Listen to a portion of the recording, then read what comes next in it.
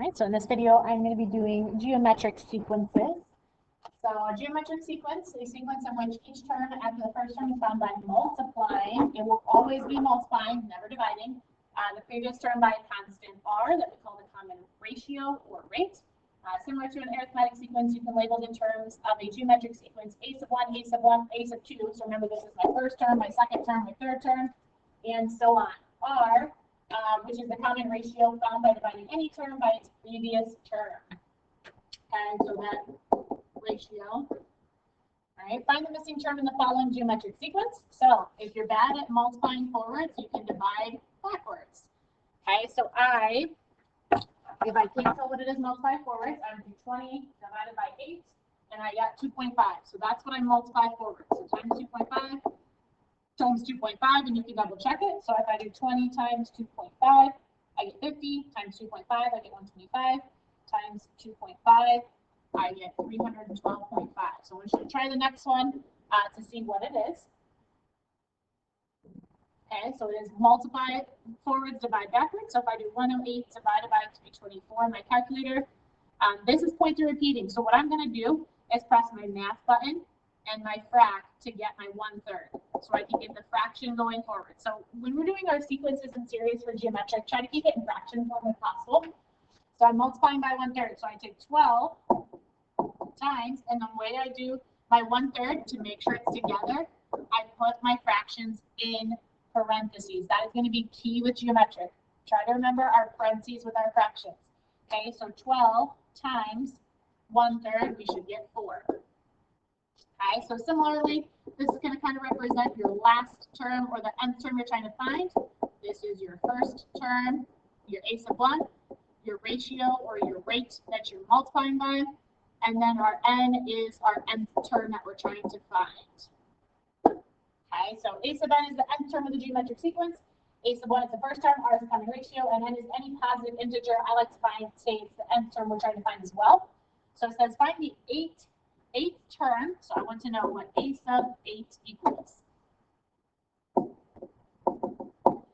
so a sub 8. So it's find the geometric sequence. So I have my equation, a sub n equals a sub 1, r to the n minus 1. So I want you guys to do the habit of actually putting parentheses around this r every single time.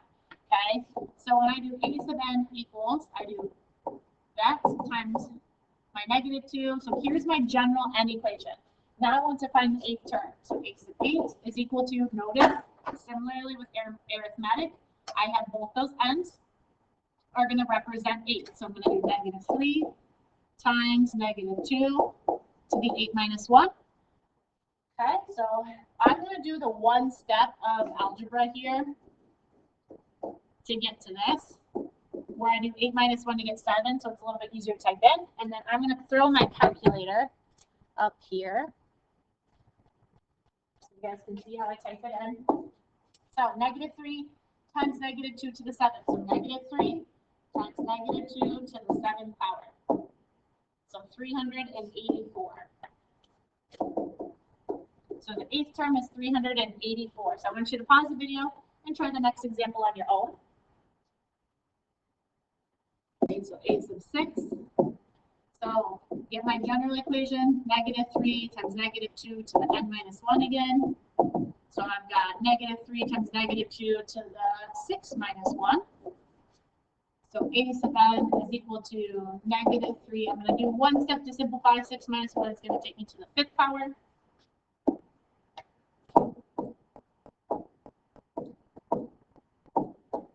So 96. Okay, so write an equation for the nth term, so just a general equation. I use this. So the things I need a sub 1. In this situation, it's 3. The other thing I need is my rate. So what am I multiplying by going forwards? It looks like 4. So if I go into my general equation, a sub n is equal to the first term, the rate, to the n minus 1. Okay, so go ahead and pause the video. Try this one on your own. Okay, so this one I'm multiplying 2. My a sub 1 is 5. So 5 times 2 to the n minus 1. And the next one says find the 10th term. So I want a sub 10 when I have a sub 4 and my r equaling 3. So here's our general equation. Let's plug in what we know. I'm trying to find the 10th term. I have the 4th term. And I have my r being 3. So see if you can figure out where you're going to be plugging things into this to be able to find the different parts that we need.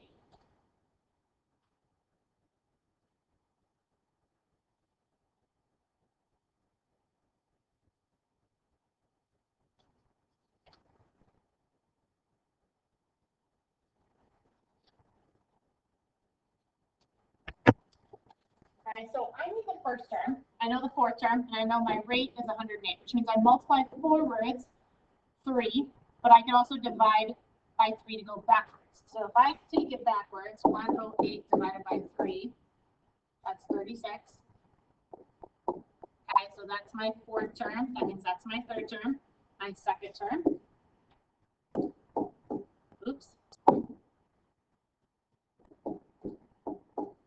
It's 12. Divide by 3 again. That means my 4th term is, or my 1st term is 4. So now I can go into it. I want to find the 10th term. My 1st term is 4. My rate was 3. So 10 minus 1. So really what I'm doing is 4 times 3 to the 9th. 4 times 3 to the 9th. 78,732. Okay, so pause the video, try the next one on your own.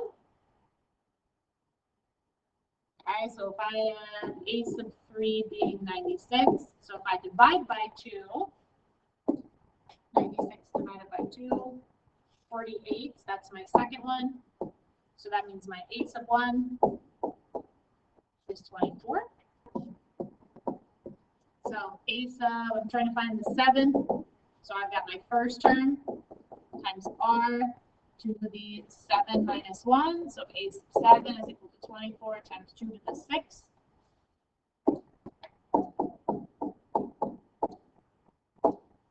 1,536. Okay, geometric means the missing terms between two non-successive terms of a geometric sequence.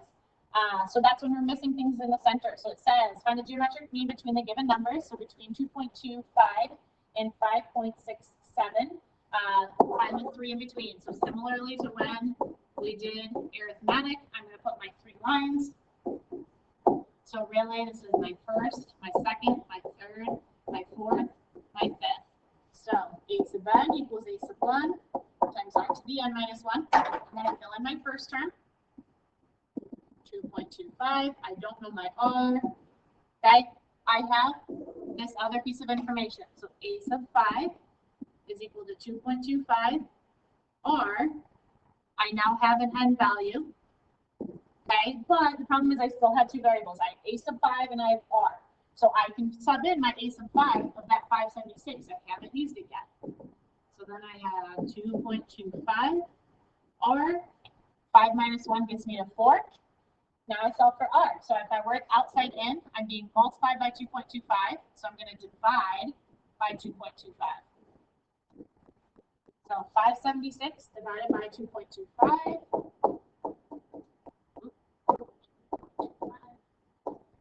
256. Okay, if I want to get rid of it to the 4th, I 4th root it.